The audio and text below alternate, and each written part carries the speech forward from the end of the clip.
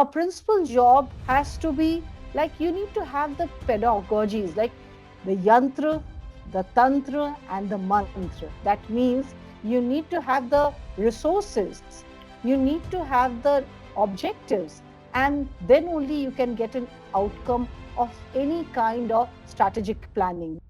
You have to be a visionary leader because in 21st century you cannot work as the 19th century. But are we leveraging the technology in the schools? For promoting the student centric approach, you have to create activities.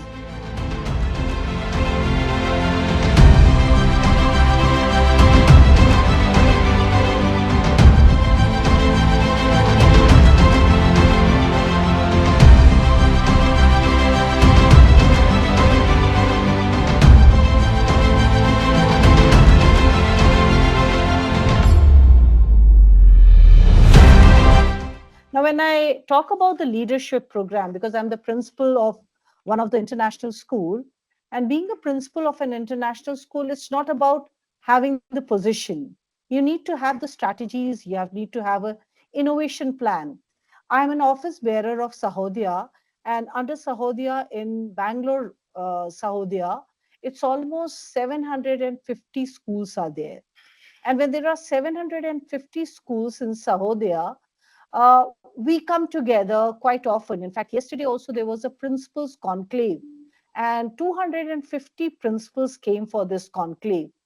And let me tell you this, there was such an enriching experience, and we thought that we all are sailing on the same boat because a principal job has to be like you need to have the pedagogies, like the yantra, the tantra, and the mantra. That means you need to have the resources, you need to have the objectives, and then only you can get an outcome of any kind of strategic planning, because you cannot just find you have to break the chunks.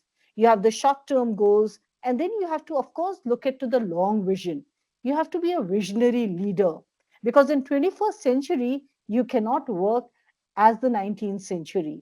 So with the new ideas, new thoughts, and you'll always see that any, let me take an example of a house only. If you find the mothers are very active, the children also know how to carry it forward. They'll be active in their communication, they'll be active in their activities and all. In the same way, any setup, any organization, if the leader of the school, the administrator of the school is on his toes and he knows about everything, about the strategic plans, about the goals, and how do you look at the school from 5 years hence, when you start thinking, planning, because you have to have a visionary thinking. You have to be great thinkers. Only then you can take the things.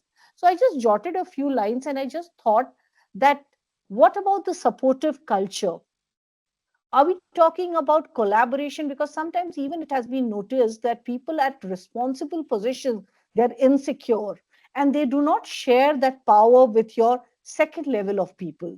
And when you're not sharing distributing the work with the second level of people or the coordinators, or you're not extending that collaboration somewhere, the school is not going to rise. The growth of the level of the school will not be the way it wants. Even the resources which I said about, see, CBSE has made several initiatives.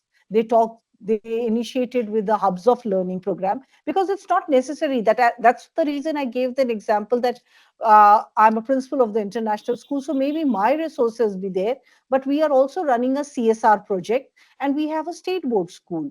So we are giving that helping hand in case they require our auditorium, they require our center courtyard, they require our STEM labs, they require our maths lab. We are extending that hand. That's what collaboration is there. Even not only to the sister branches, even also the other CBSE schools, we are extending that hand so that they are, because at the end of the day, child centric approach has to be there. It's not about I, me, myself. It's also about the whole, all the stakeholders can be, everything can be feasible only if the child centered approach which we are thinking. Are we looking into the technology till pandemic struck and we were talking about technology, and then here AI, chat GPTs, everything is coming, but are we leveraging the technology in the schools?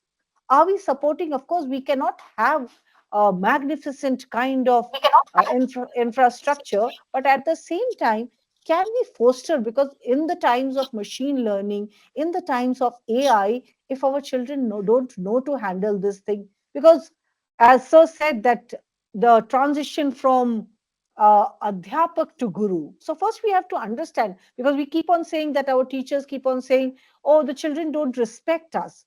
But let me say that what is the reason behind it? Is it just going in the classroom and transacting the knowledge, or is about the transacting the transformation? The transformation has to be done, and the transformation of the knowledge, and then only you come into the sector of Guru. So you have to give that supportive culture. You have to leverage the technology. You have to have a vision setting. And for promoting the student-centric approach, you have to create activities. You cannot have an activity, okay, fine, we are having an activity of declamation or debate, but the same thing can be tweaked also, and which can be helpful in so many activities. Now we have the cooking without fire. So are we looking into the genres when the year planner or the calendar for the school is prepared well before the session starts? Are we looking into the new changes happening? Are we looking into the activities at par with the 21st century? Or are we just in that comfort zone that 10 years back also the same activity was there in the year planner, and again, so let that go. So a leader has to be one who is visionary, who has to plan strategy. Are you monitoring in the assessment pattern? Now it's not, it's we have summative assessments, we have the formative assessment, and you have the ability to be flexible in the formative assessment. So many formative assessments can be done. It can be in the form of a quiz, it can be formed in the role play, it can be formed in the group discussion, because this is how you're going to prepare the 21st century learners, because the real life learning starts after class 12. It's not about, because I've seen that children draw very beautiful circuits, but if you ask the function of a circuit, it's very disappointing to see that. So are they prepared to face the world, the challenges of the world post class 12? Recently, I'll even give you some examples of some case studies. On Saturday, this Saturday only, and these are all recent examples, and these are the life lessons of life. On Saturday, we had a CTET exam, the teacher eligibility test. And in this teacher eligibility test, around 420 candidates, they appeared for this test. And let me tell you, as soon as they came for the test, it took them 1 hour completely to settle down. As the exam started, they were panicking. So where is the mental strength? Why is not the mental strength? I was like surprised to see a teacher who's going to like, in he's appearing for the test, and in the forthcoming years he will become a teacher who's going to handle the students of 6 to 8. He himself is not able to handle himself. So I just calmed down. I went to him and I said, sir, no problem, you calm down, come with me. I escorted him to the restroom. I told him, you drink water, you wash your face. And he said, he was like panic, he was in an anxiety state. So this is again a problem of mental strength. So as a leader, you need to be a motivator, you need to motivate. And teachers have to be also taught that in the classroom, it's not just going in the classroom and they just start transacting the knowledge. You need to make them, you have to set the tone of the classroom. You need to use energizer, and then only you'll get the learning outcome. Just not writing down a lesson plan, go ahead with the lesson plan, oh, this has taken so many weeks from the learning objective to outcome. So my, in fact, um, from the last 2 years, we have totally changed our documents, right from our lesson design diary, even the children almanac, even the attendance register, because times have changed. Now there are a lot of attrition rate. So I find that teachers are quite hopping, and they are moving from one school to other. And in that way, what happened, the principals also, the teacher poaching is happening. So the principals also feels insecure to send them to other schools for any kind of capacity building program. They think, oh, they'll go to the other school, they'll go for the capacity building program, and they might join the other thing. But I think that as a principal, as the leader of any organization, you need to have a broad vision. You cannot think narrow. You cannot think like a layman.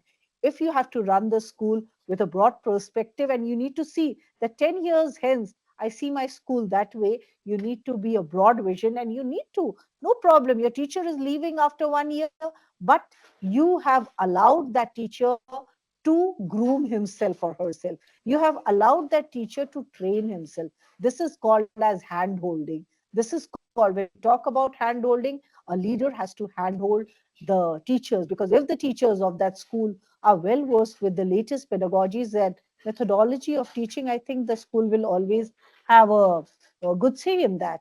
Uh, that you need to be an exemplary leader. If you think that your teacher should come on time, you need to come on time. It's not that, okay, I'm a principal of the school or the head of the organization and I can come late, but you need to be well on time to train not only the teachers but also the children. So you need to be exemplary leader right from the time management. If you want to start a program, now from the last 2 3 years we make it very compulsory. Even our management is very supportive on it, because usually it happens that the management is coming late, we have to wait, and the parents are all waiting for the annual function, and here the management has not arrived.